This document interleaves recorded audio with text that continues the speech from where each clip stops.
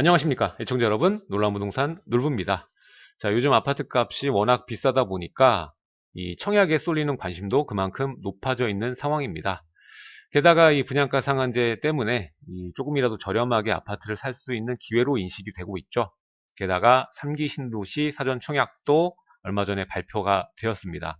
이 가이드라인에 맞춰서 이 사전 청약의 경우에 미리 전입을 가 있어도 이 본청약 전까지 거주기간을 채우면 되기 때문에 먼저 이사를 가시는 수요자가 그 어느 때보다 가파르게 증가하고 있는 소식도 들려옵니다. 그에 따라서 이 인기가 많은 지역, 과천이나 하남 교산 같은 경우에 임대가가 뭐 달에 평균 1%씩 오른다고 합니다. 그만큼 임대가가 파죽지세로 오르고 있고 물량 또한 없는 가뭄 현상이 지속되고 있습니다. 이 현상은 지금에 국한된 게 아니라 뭐 내년에는 더 크게 발현될 수밖에 없겠죠. 내년부터 사전 청약이 들어가기 때문에 그러다 보니까 미리 이전하시는 수요들 지속적으로 증가하고 있는 상황이고, 오늘은 이런 상황에 이 청약 점수를 당첨되기 위한 확률을 높이기 위해서 이 노력하는 이 전략 수요자들이 굉장히 많은 것 같습니다. 그의 일환으로 오늘은 이 청약통장 증여라는 이 하나의 방법에 대해서 함께 이야기를 나눠보도록 하겠습니다. 청약통장 증여를 해서 강남 로또 당첨 노리기라는 주제로 오늘 청약통장 증여가 어떤 건지 이 얘기를 해보도록 하겠습니다. 시청하시기 전에 좋아요와 구독하기 부탁드리고 멤버십 가입도 많이 부탁드리겠습니다. 지금 시작합니다.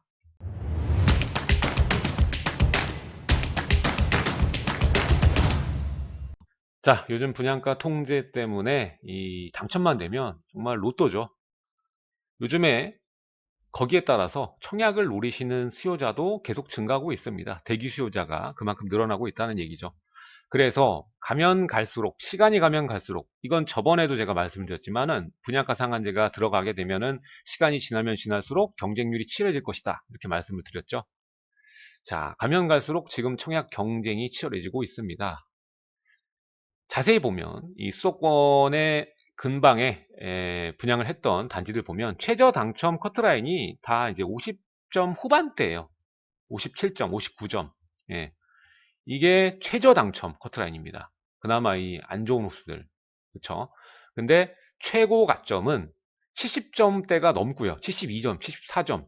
그리고 만점까지 이번에 그 흑석, 제가 얼마 전에 직방에서 다녀왔죠. 거기에 아파트 언박싱 채널이 있는데 거기에 흑석 뉴타운의 7구역 아크로 리버 하임 제가 가서 촬영을 했었는데, 거기에 3구역 있죠. 얼마 전에 분양했던 3구역 파크자이, 그게 만점자가 나왔었습니다. 84점. 예, 이렇게 지금 경쟁도 치열하고 당첨 가점 커트라인도 굉장히 높습니다. 경쟁은 뭐 기본 100대 1인 시대죠. 좀 우수하다 싶고 사람들이 좀 좋아할 만한 단지는 무조건 100대 1이 넘어갑니다. 그러다 보니까 이 시국이 시국인지라 이 청약 관련돼서 물어보시는 분들, 상담하시는 분들 굉장히 많습니다. 지금 점수가 어느 정도인데, 그러니까 뭐 50점대 분들이 제일 많은 것 같아요. 이 정도인데 당첨이 되겠습니까? 안 되겠습니까? 이거 물어보시는 분들이 굉장히 많습니다. 자, 그래서 이 점수도 안 되는 분들, 특히 이제 20대에서 30대 분들, 이분들은 아, 꿈도 못 꾸는 이 가점 커트라인 밑에 자리 잡게 됩니다. 그래서 뭐 패닉 바잉이라는 얘기도 나오고 있는 거죠. 청약으로 풀릴 수가 없기 때문에 기존 주택을 차라리 매수하는 전략을 살아남기 위해서 피시는 겁니다. 그래서 요즘에 애매한 이 점수대, 뭐 40점대, 50점대, 요분들이 생각해내는 전략 중 하나가 오늘 이야기하는 이 청약통장 증여입니다. 예, 청약통장 증여를 통해서 이 가입기간 점수를 그대로 물려받아서 조금이나마 점수를 높여서 당첨 확률을 높이는 전략을 찾고 있는 거죠. 이렇다 보니까 청약도 이제는 그냥 막연하게 넣으시는 것보다는 전략을 활용하시는 것이 필요합니다. 자, 일단 당첨이 중요한 겁니다. 평형이나 구조나 이런 거 따질 때가 아니라는 거죠.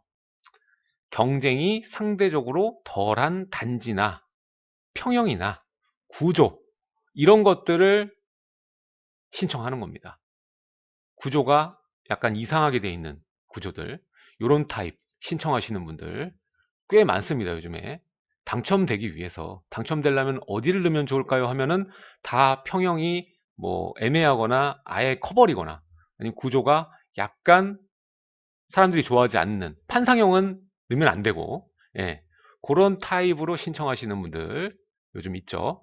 그리고 요즘에 또 생애 최초다 특별 공급이다 해서 특별 공급 물량이 늘어나다 보니까 아예 이런 특별 공급을 노리는 전략을 피는 것도 좋은 전략이라고 볼 수가 있겠습니다.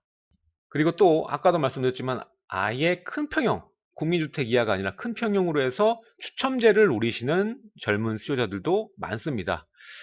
요즘에 보면은 주택이 하나신 분들 보면은 당첨되고 싶으니까 1주택자도 사실 넣을 수 있지 않습니까? 그러다 보니까 추첨제 노리시는 분이 있는데 이 추첨제 물량 중에서 75%는 무주택자한테 먼저 돌아간다는 점 아셔야 됩니다. 그래서 주택이 이미 있으신 분은 당첨되기가 뭐 하늘의 별 따기라고 보시면 될 것 같고, 좀 이 경쟁이 덜한 데는 추첨제로 당첨이 될 수 있겠지만 그렇지 않은 웬만한 단지들은 사실상 추첨제도 어렵다라고 보시면 되겠습니다.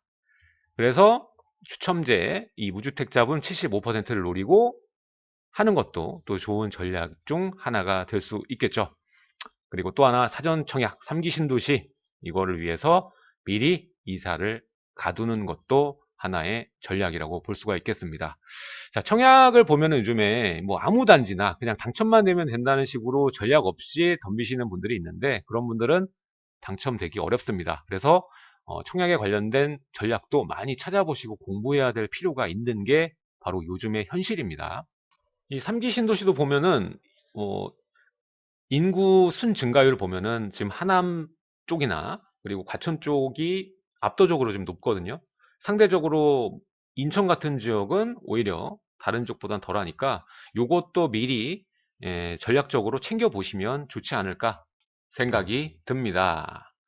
자, 그래서 오늘 이야기를 해보겠습니다. 가점을 높이기 위해서 청약통장 증여하는 전략입니다.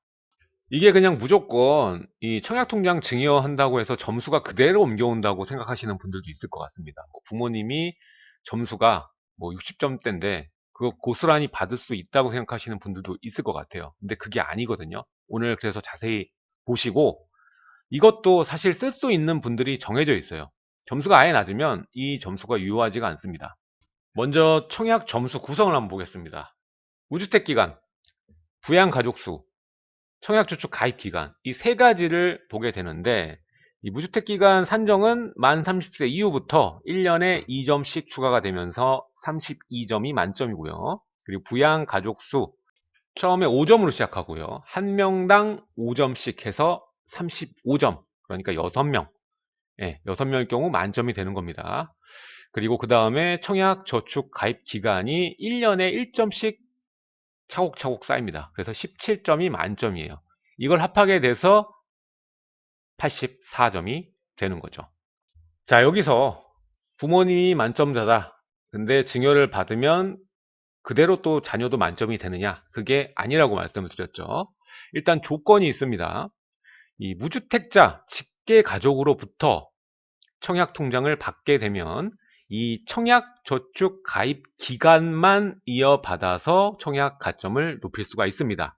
그러니까 부모님이 17점 만점이시라면 청약 저축 가입 기간이 그럼 그것만 통장 증여를 통해서 적용받을 수가 있는 겁니다. 그래서 점수가 아예 낮으신 분은 이 17점이 보태져 봐야 의미가 없는 경우가 있을 것이고 위에서 보셨듯이 부양가족 수가 되고 그리고 무주택 기간이 어느 정도 된다.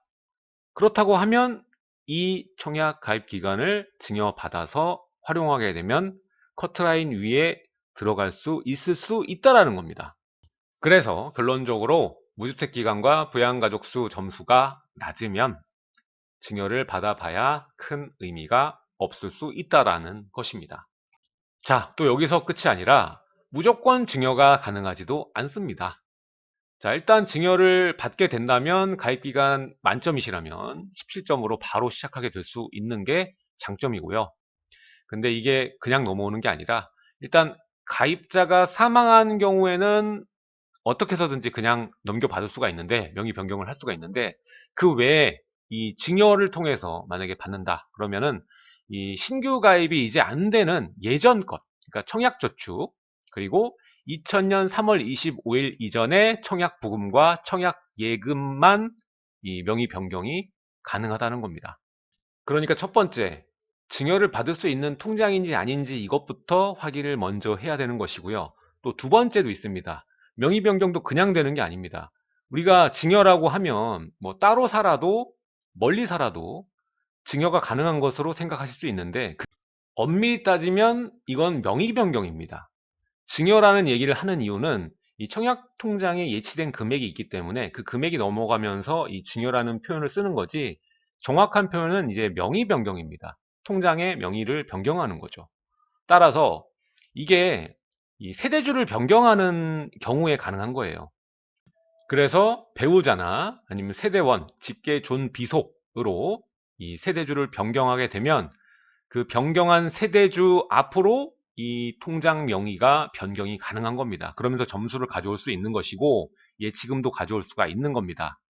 여기서 뭐 자녀분들도 청약통장 하나씩은 다 만들어 주시고 있기 때문에 이게 또 충돌할 수가 있습니다. 명의 변경을 하게 되면 이 받아오는 통장의 예치금하고 원래 가지고 있는 통장을 같이 유지할 수가 없어요. 그래서 받아오려면 가지고 있는 거를 해약을 해야 됩니다. 예, 이것도 꼭 알고 계셔야 되는 부분이겠죠. 따라서 우리가 흔히 생각하는 증여라고 생각해서 이 떨어져 살고 있는 세대가 아예 따로 있는 아들에게 이것을 청약통장을 물려줄 수 있느냐? 그건 아니라는 겁니다. 세대가 분리되어 있으면 가입자가 넘겨주실 분이 세대주 상태죠. 그리고 받으실 분도 세대 분리가 돼서 세대주지 않습니까? 그러다 보니까는 명의 변경이 자체가 불가능한 겁니다. 근데 여기서 합가를 하게 된다면 떨어져 있는 아들에게 다시 들어와라 해서 합가를 하게 되면 이 명의를 변경해 줄 수 있게 되는 겁니다. 이런 방식을 통해서 점수를 올려서 청약 당첨 확률을 높이는 전략이 있다라고 알고 계시면 좋을 것 같습니다. 자, 정리해서 생각해 보면 무조건 좋은 것은 또 아니라는 거 꼼꼼히 살펴봐야겠죠. 자, 아무래도 이 청약 당첨의 관건은 부양가족과 무주택 기간입니다. 이게 기본적으로 어느 정도는 돼야지 이 모자란 점수 17점 만점을 채워오면서 당첨 확률을 높이는 거지, 다른 점수가 낮은데도 불구하고 이거를 받아오는 거는 그렇게 좋은 생각은 아닌 거죠. 왜냐하면 어차피 이 무주택 기간은 시간이 지나야 쌓을 수 있는 거기 때문에 그 시간을 보내면서 또 가입 기간도 늘릴 수 있는 부분이기 때문에, 구태여 미리 점수도 안 되는데 받아가지고 17점만 채워봐야 뭐 좋을 건 없다라는 겁니다. 어차피 청약통장이 따로따로 있다면 각각 활용할 수 있는 활용도가 생기는 건데 이 중에 하나를 포기하게 되는 거죠. 없애버리게 되는 겁니다. 그렇게 되면서 또 기회를 또 자체적으로 잃을 수도 있기 때문에 부양가족하고 무주택 기간이 긴 편이라면 고려하되, 그게 아니라면 뭐 그렇게 좋은 유리한 방법은 또 아니라는 점을 숙지를 하셔야 되겠고요. 예, 점수를 무조건 다 받는 게 아니라 한계가 있고 또 예치금 이전 받는 통장 금액만 인정된다라는 거, 그리고 가입기간 외에는 이 명의 이전 양수자의 그대로 조건, 부양가족과 무주택기간은 그대로로 가는 거라는 거, 그래서 꼼꼼하게 따져서 유리할 경우에 이전을 받으면 좋겠다, 하나의 전략으로 여기시면 좋을 것 같습니다. 자, 오늘은 이렇게 최근 또 이슈가 되고 있는 청약 관련해서 가점을 1점이라도 올리면 확률이 높아지는 방법에 대해서 청약통장 증여에 관련된 부분 함께 여러분들과 짚어봤습니다. 자, 도움이 되셨다면 하단에 좋아요와 구독하기 부탁드리고요. 멤버십 가입하시면 멤버십 전용 강의 영상을 또 관람할 수가 있으니까 많은 가입 부탁드리도록 하겠습니다. 오늘은 여기까지 하도록 하고 다음 시간에 알찬 정보로 또 찾아뵙도록 하겠습니다.